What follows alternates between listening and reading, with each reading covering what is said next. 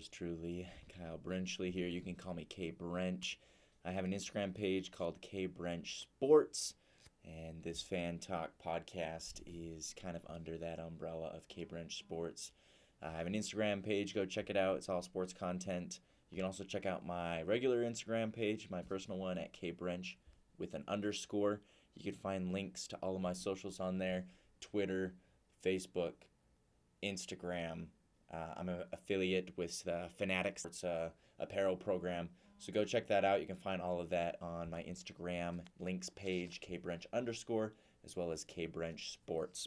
All right, guys, we have a lot to get into today. This episode is going to be broader than football. Last episode I just talked about football, but I'm going to talk about any sport. Like, I'm a sports fan. I'm not just a one-trick pony. I'm a multi-trick pony, and I can do it all. First, I want to give a shout-out to Daniel, my good friend Daniel Thompson, big Astros fan.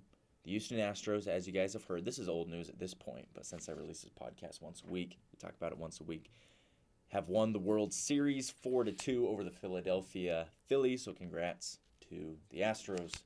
And my boy Daniel Thompson is super excited about that. He has his own podcast. Go check it out on Spotify, Mistakes from a Time Capsule. It's on Spotify by Daniel. Go check it out. He just talks about whatever.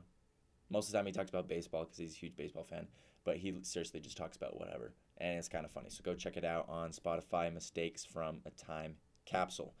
My podcast, Fan Talk, you can find it on Spotify and on iHeartRadio. Just search Fan Talk, but also put in Kyle Brenchley. Since I am a smaller podcast, I won't pop up at the top, but if you include Kyle Brenchley, you will find me on there. Appreciate it.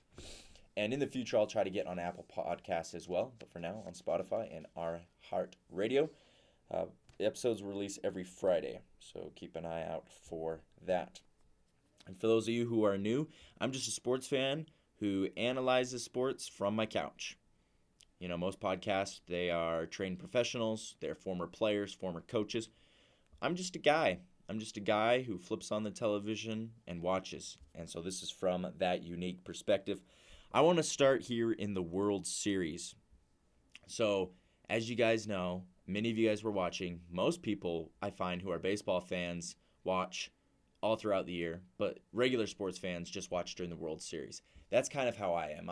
It's hard to watch every single baseball game during the year, but I watch during the World Series. The Astros win it in 6 to win their first World Series since 2017. So they won 4-2 over Philadelphia. And I just want to break down, I think, a few turning points in this series from my point of view. So I want to jump to Game 3. So the series is tied 1-1. Game 3, they go back to Philadelphia, and the Phillies just lay it on McCullers. 5 home runs, bing, bang, bing, and the Astros have no answers. They get skunked 7-0, and the Phillies go up 2-1. And everybody's like cheering this hometown story. Bryce Harper, 2 games to 1, 7-0, coming back for Game 4. If they win Game 4 and go up 3-1, the series is pretty much over. Now, Houston does what inspires me. They do what every sports team needs to do when their backs are against the wall, and that is to step up and have the game of your life. Game 4, Christian Javier, this guy, in his post-game interview, had to have a translator. This guy doesn't even speak English, and he just finessed the entire state of Pennsylvania, the entire city of Philadelphia, the entire United States. He just finessed them. Throws a no-hitter. Houston wins 5-0, and the Phillies, it's a tale of 2 games. Like, the night before, 5 home runs. Like, our offense was clicking, and then our offense is non-existent. Christian Javier, they snatch the momentum back, and then in Game 5, they win 3-2 off that amazing catch by Chase McCormick in the bottom, I believe it was the bottom of the 9th. Yeah, I think it was the second out in the bottom of the 9th that prevented a base hit and probably saved the game and the World Series for the Astros. So those 3 games just totally turned around the entire series. And then, of course, Houston went back home and, that Houston crowd and that awesome bullpen and the awesome batting lineup, they're going to win that game, and Houston takes it 4-2. So Dusty Baker gets his first World Series. Good for him. Good for the Astros. I know a lot of people don't like the Astros. I'm kind of impartial to the Astros. I was rooting for Philadelphia because they were the underdogs. But Houston, you're a city of champions. All right, now I want to talk about the NBA a little bit. I didn't mention the NBA at all last time, but let's talk a little bit about the NBA because the NBA started. We're a couple weeks in. We're looking at a few surprising teams, a few teams that frankly have not showed up and that are non-existent. But yeah, let's jump into it. So first and foremost, I want to say, let's look at the Western Conference. Number 1 seed, the Utah Jazz. Take note. I mean, I think that saying's kind of old by now. The Jazz, 9-3. Everyone's surprised. I don't think we should be surprised.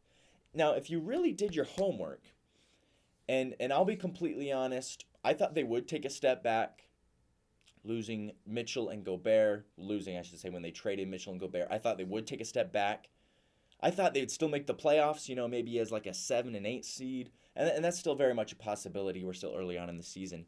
But everyone was saying that they were going to be tanking. Everyone was going to say that they would suck and that they were going for that first round pick. And I'm like, look what they got for Gobert and Mitchell. Like for Gobert, they got 6 players and 6 picks. And they were solid players. Jared Vanderbilt, Malik Beasley, these guys are putting up minutes and points.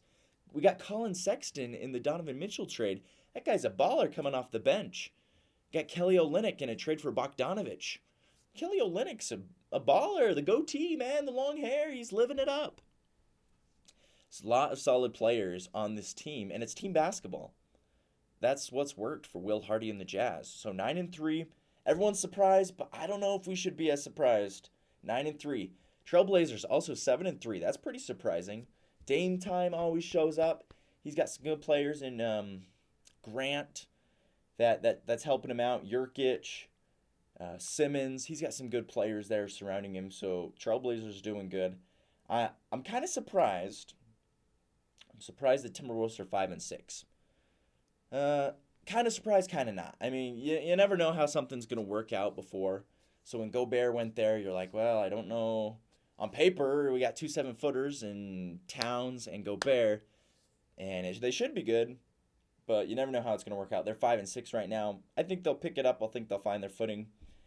The Lakers are just abysmal. They're just terrible. There's no saving that franchise. There's no saving that organization. There's no saving that team, unfortunately, for everyone who's a Lakers fan and who's on that team. LeBron's getting old. Anthony Davis is broken. And Westbrook, well, he's not as he once was. In the East, no surprise there. The Bucks 9-1. The Cavaliers 8-2. Donovan Mitchell's tearing it up with Darius Garland. They got some good players there, and Karis LeVert as well. Celtics, no surprises there. Pacers 5-5. Heat 4-7. And Nets 4-7. 76ers 5-6. Some of these teams should be up there. I mean, the Nets are kind of a mess with the whole Kyrie Irving thing. Steve Nash getting fired, bringing in a new coach. So it's just kind of a joke right now. But Kevin Durant's doing his best and making the most of what he got. So we'll talk about the NBA as it goes on. The NBA is a long season. It's still November. As things start to heat up in February and March, we'll really get into the weeds with it. But that is the NBA at a glance. Okay, this last segment, I want to keep this episode short. I don't want to go on and rant.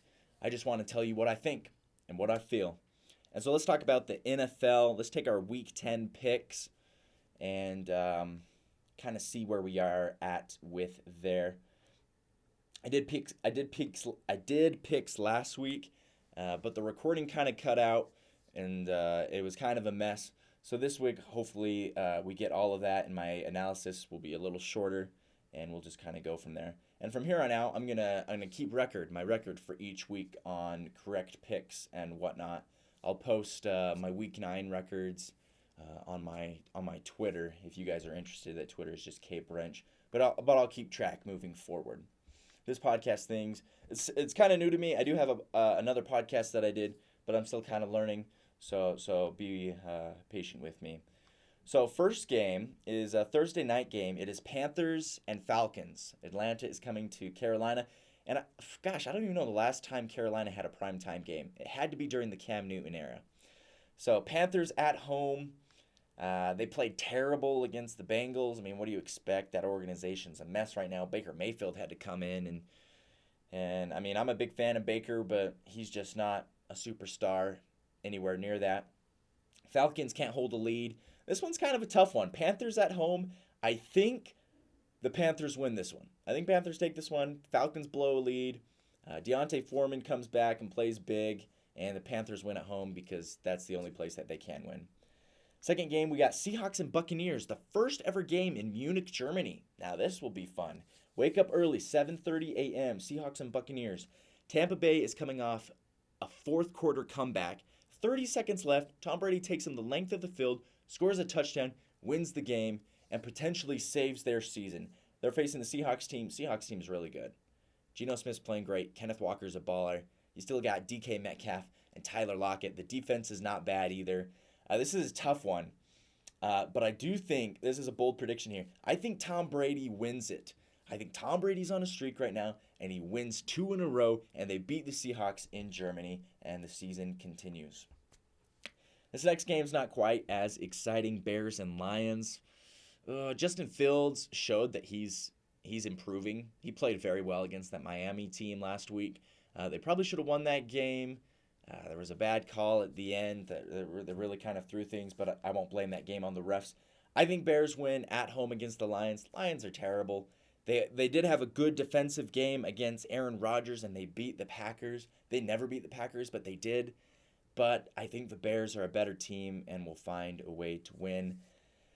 Dolphins and Browns. I think the Dolphins are rolling right now. I think they're a really good team. I think their defense has taken a large step back. The Bears are running all over them. Their offense is on fire, though. They're playing a Browns team. I think it'll be a high-scoring game, but Dolphins come out on top. Now, this next game is very special to me. Is the Broncos versus the Titans. Broncos are coming off a bye, and the Titans, who did they play? The Titans just played, I'm not sure who the Titans just played. I'll have to look it up. The Chiefs. Yeah, they played the Chiefs in overtime with Malik Willis at quarterback.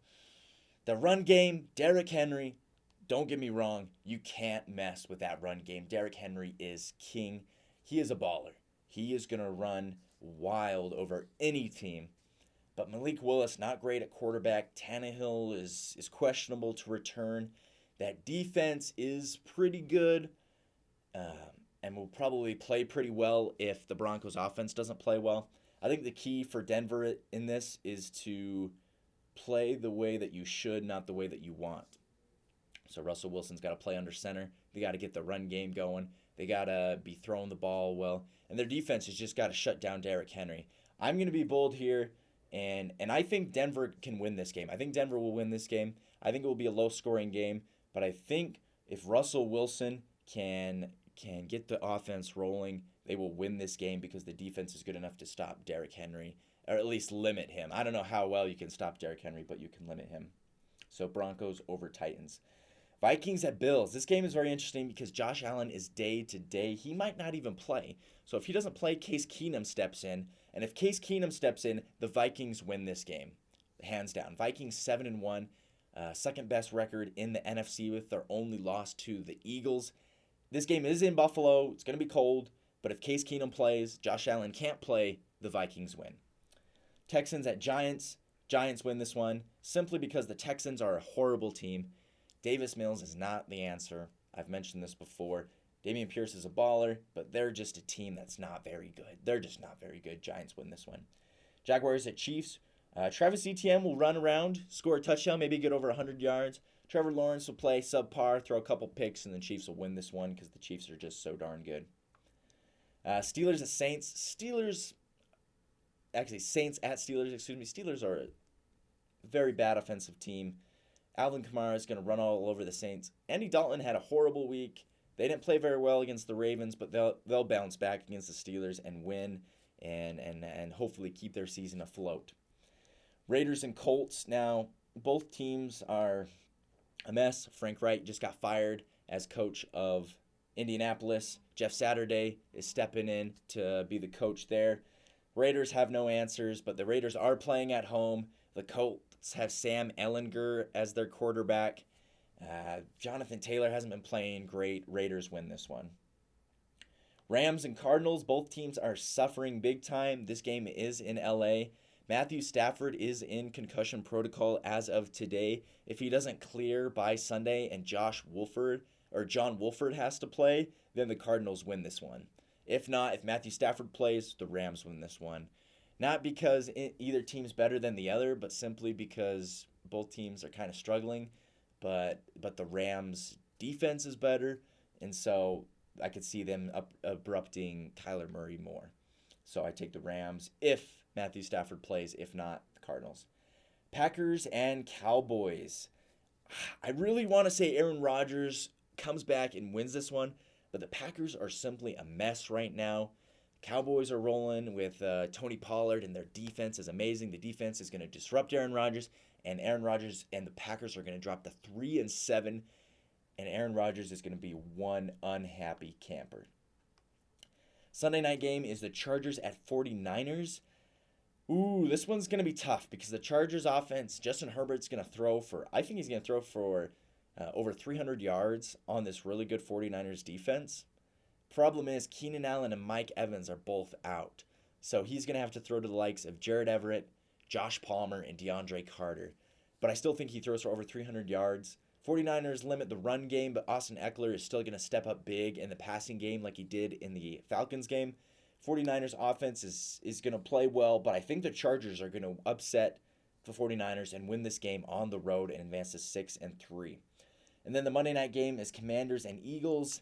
Taylor Heineke is playing pretty good. He's playing all right, I'll say it. He's playing all right. He's had some good moments, but the Eagles are just too good. Fly, Eagles, fly.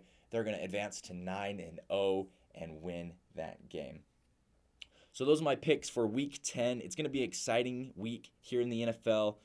I'm excited to hear what you guys think as well. Let me know in the YouTube comments. Again, this video is going to be posted on YouTube, but you can also listen to me on Spotify and iHeartRadio. Just search Fan Talk Kyle Brenchley. Give me suggestions. Give me ideas. If you guys want to be a guest on here, let me know. I'm going to be bringing on my brother here in a little while. He's a big fan as well of sports, so he's a perfect candidate for a Sports Talk, Fan Talk podcast. And so I'm going to post my record for the weekly NFL picks each week on my Twitter, and you can find all my links on my Instagram at kbrench_, and also look me up at kbrenchsports on Instagram as well. All right, guys, thanks for listening to this week's episode of Fan Talk. I'll catch you guys next week with some more sports content.